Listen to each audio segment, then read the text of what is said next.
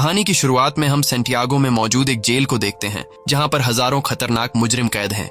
ये सेंटियागो का सबसे सिक्योर तरीन जेल है क्योंकि आज तक इस जेल से कोई भी कैदी फरार नहीं हो सका और इसका रीजन है इस जेल का वार्डन बहुत ही स्ट्रिक्ट और बेरहम इंसान है जो जरा सी गलती करने पर कैदियों को बुरी तरह से पीटता है। और यही वजह है कि इस जेल के कैदी यहाँ से भागना तो दूर बल्कि एक छोटी सी गलती करने से पहले भी 100 बार सोचते हैं। लेकिन अब वार्डन का यह खौफ ज्यादा दिनों तक चलने वाला नहीं था क्योंकि अब इस जेल में एंट्री हो चुकी थी एक बहुत ही शातिर इंसान की जिसका नाम लियोन है। लियोन एक आर्किटेक्ट है जो किसी भी बिल्डिंग को देखकर उसे पता चल जाता है कि यह बिल्डिंग कितने साल पुरानी है और इस बिल्डिंग को किस तरह से डिजाइन किया गया है। लियोन जेल में एंटर होते ही उसके दिमाग में यहाँ से भागने की प्लानिंग शुरू हो जाती है। यहाँ हमें पता चलता है कि लियोन अकेला नहीं है बल्कि उसके साथ 4 साथी भी हैं जो यहाँ से भागना चाहते हैं। कुछ देर बाद जेल का एक ऑफिसर सभी कैदियों को लाइन से खड़ा करके जेल के रूल्स बताता है और कहता है कि अगर किसी ने भी रूल तोड़ने की कोशिश की तो उसे मार दिया जाएगा। इसके बाद सभी कैदियों को उनके ब्लॉक्स की तरफ लाइन से ले जाया जाता है। यहाँ लियोन दौड़ते हुए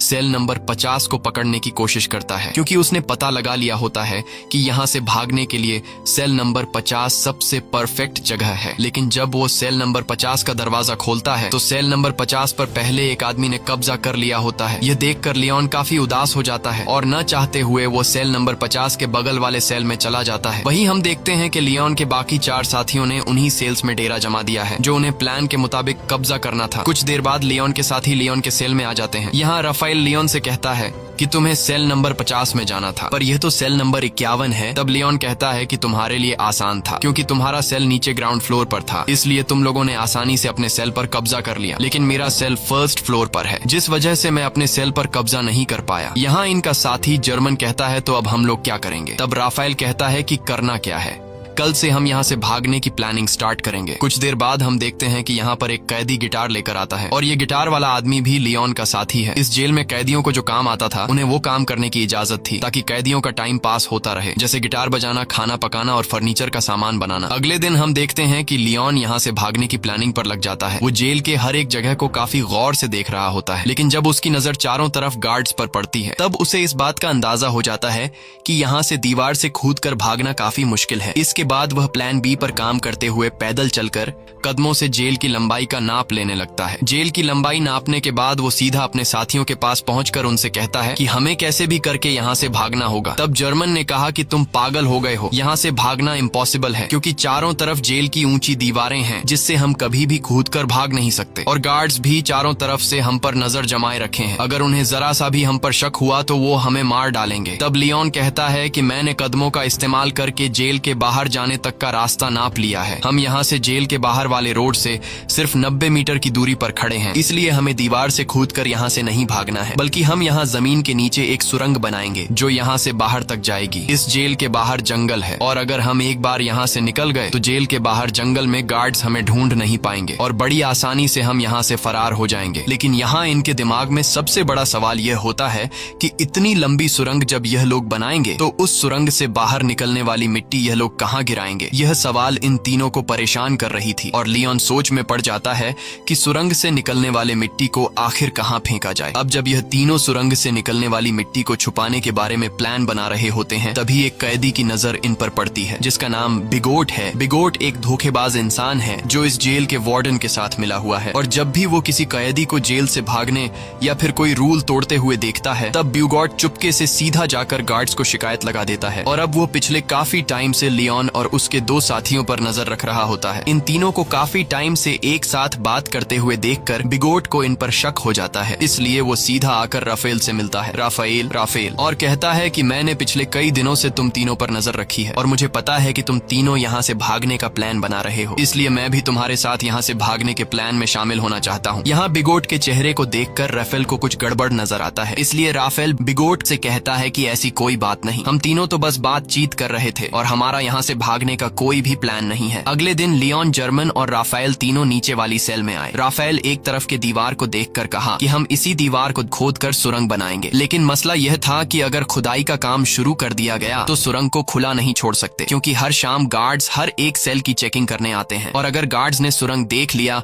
तो हम सब पकड़े जाएंगे। तब लियोन कहता है कि हम इस दीवार के एक हिस्से को तोड़कर सेम उसी तरह का एक फेक ब्लॉक बनाएंगे ताकि शाम को जब भी गार्ड सेल की चेकिंग करने आए तब हम उस फेक ब्लॉक को दीवार में लगाकर सुरंग को छुपा देंगे और गार्ड्स के पकड़े जाने से बच जाएंगे। अब यह सब तो ठीक था, लेकिन सबसे बड़ा सवाल यह था कि सुरंग में से निकलने वाली मिट्टी का ये लोग क्या करेंगे। तब लियोन अपने गिटार वाले दोस्त को सेल में बुलाता है और वो अपने गिटार में से एक बड़ा स्क्रू ड्राइवर निकालकर लियोन को देता है, जिसके बाद लियोन ऊपर छत में एक चौकोर सुरंग करने लगता है जिससे बाहर काफी शोर हो रहा था। अब शोर से बचने के लिए गिटार वाला आदमी गाना गाकर गिटार बजाने लगता है जिससे किसी को भी सेल के अंदर का शोर सुनाई नहीं देता। और कुछ देर की मेहनत के बाद लियोन छत में सुरंग करने में कामयाब हो जाता है। अब यहाँ लियोन जब उस होल से अपना सर बाहर निकाल कर देखता है तो उसे छत पर एक बड़ा खाली जगह दिखाई देता है, जिसे देखकर लियोन काफी खुश हो जाता है क्योंकि यहाँ पर 80 टन से भी ज्यादा मिट्टी आसानी से रखी जा सकती थी। अब शाम होने वाली थी और जल्द ही गार्ड्स आकर सेल की चेकिंग शुरू करने वाले थे, इसलिए राफेल डर जाता है और कहता है कि हमें जल्दी ही इस होल को बंद करना होगा। तब लियोन ने कहा कि जल्दी से मुझे अंडे लाकर दो। यह सुनकर राफेल गुस्सा हो जाता है और कहता है कि तुम्हें इस वक्त मजाक सूझ रहा है। तब लियोन कहता है कि तुम जल्दी से अंडे लाकर दो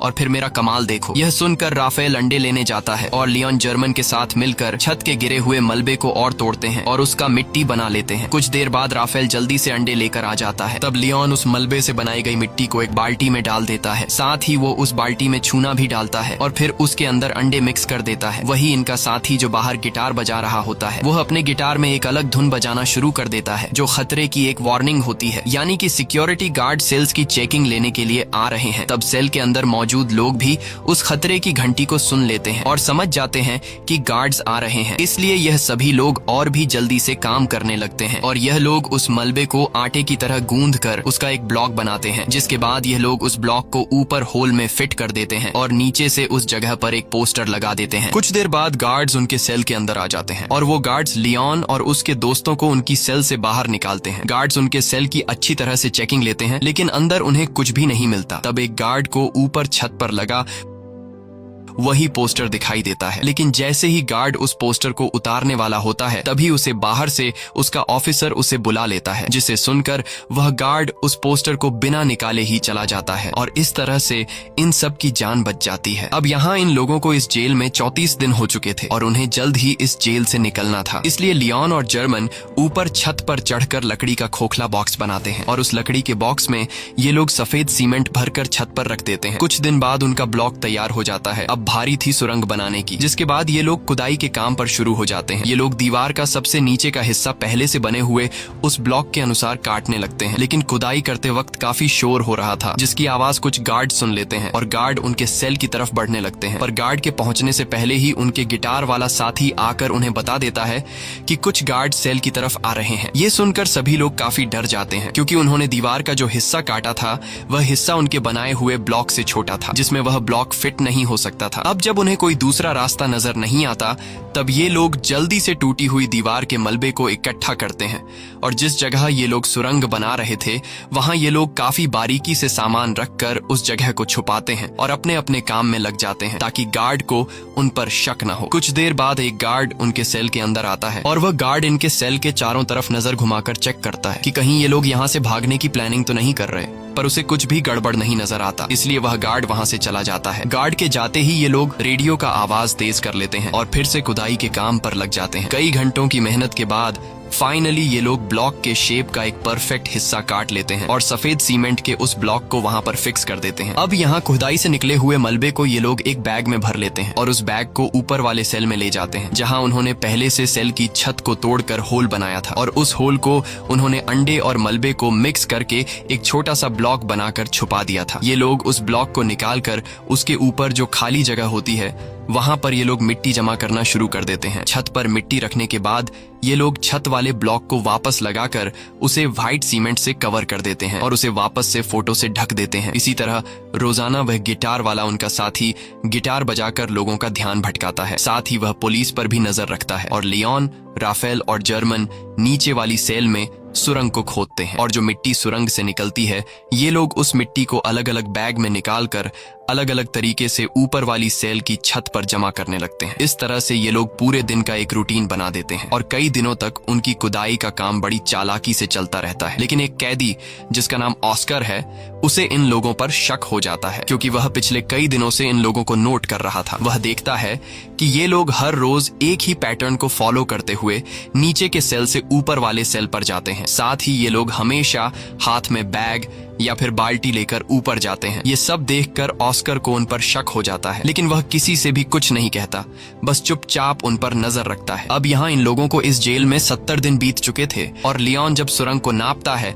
तो उससे पता चलता है कि 70 दिनों में हमने सिर्फ 5 मीटर सुरंग बनाई है। ये देखकर लियोन काफी मायूस हो जाता है और लियोन समझ जाता है कि हम 5 लोग इस सुरंग को इस तरह से कभी भी कंप्लीट नहीं कर पाएंगे। इसलिए वो अपने साथियों से कहता है कि हमें इस सुरंग को कंप्लीट करने के लिए और आदमियों की जरूरत पड़ेगी और अगर हम 5 लोग इसी रफ्तार से मिट्टी निकालते गए तो इस सुरंग को कंप्लीट करने में हमें 5 साल लग जाएंगे। इसलिए हमें सुरंग को और तेजी से खोदना होगा। वही उनका साथी जर्मन जब बैग में मिट्टी भरकर ऊपर ले जा रहा था तभी एक पुलिस वाला उसे रोक लेता है और जर्मन से पूछता है कि इस बैग में क्या है। तब जर्मन कहता है कि कुछ खास नहीं, बस मेरी जरूरत का कुछ सामान है। ये सुनकर वह पुलिस वाला जर्मन से कहता है कि अच्छा ठीक है, चलो अब बैग खोल कर दिखाओ। ये सुनकर जर्मन घबरा जाता है और जर्मन को लगता है कि आज हम सभी पकड़े जाएंगे। लेकिन जब जर्मन अपना बैग खोलता है तो उसमें कुछ सामान रखा गया था। दरअसल जर्मन ने पहले से बैग में मिट्टी नीचे छुपाई होती है और सामान ऊपर रख दिया होता है, लेकिन गार्ड को जर्मन पर शक होता है। इसलिए वह गार्ड जर्मन से कहता है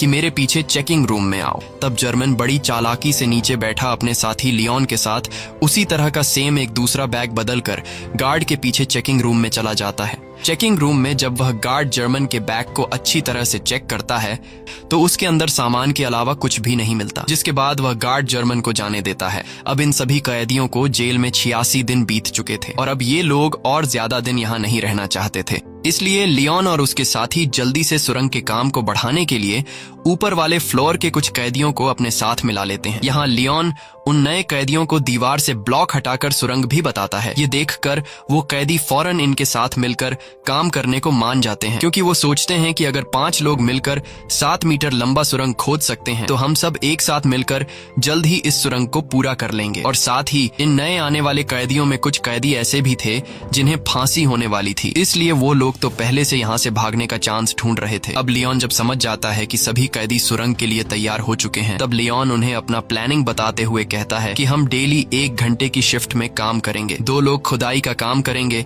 2 लोग मिट्टी ऊपर ले जाएंगे और 2 लोग गार्ड्स पर नजर रखेंगे। बाकी लोग जेल के नॉर्मल काम करेंगे ताकि किसी को हम पर शक न हो। और जो भी कैदी 2 घंटे सुरंग की खुदाई करने के बाद वापस बाहर निकलेगा उसे फौरन नहाकर अपने कपड़े भी धोने होंगे ताकि गार्ड्स को उसके कपड़ों पर मिट्टी के निशान नजर न आए। अब इन लोगों का काम काफी तेजी से चल रहा होता है और यह लोग रोजाना 100 किलो मिट्टी एक दिन में निकालने लगते हैं। अब यहाँ हमें पता चलता है कि लियोन ने ऊपर वाले फ्लोर के कैदियों को इसलिए चुना ताकि इन्हें बैग या फिर बाल्टी में ऊपर मिट्टी ले जानी नहीं पड़े और इस तरह से यह लोग गार्ड्स के नजरों में भी आ सकते थे। इसलिए यह लोग नीचे जिस सेल में खुदाई कर रहे थे उसी सेल के छत में एक होल कर देते हैं ताकि सीढ़ियों से मिट्टी ऊपर ले जाने के बजाय डायरेक्ट होल से ऊपर वाले सेल के कैदियों को मिट्टी पास कर दी जाए। इस तरह से उनके पकड़े जाने का रिस्क भी कम हो जाता है और काम की स्पीड भी काफी बढ़ जाती है। जब भी कोई कैदी सुरंग में खुदाई कर रहा होता है तब यह लोग रेडियो की आवाज बढ़ा देते और बाहर सभी कैदी गार्ड्स को ऐसा दिखाते कि जैसे सब कुछ नॉर्मल हो। और जब भी उन्हें गार्ड्स का कोई खतरा नजर आता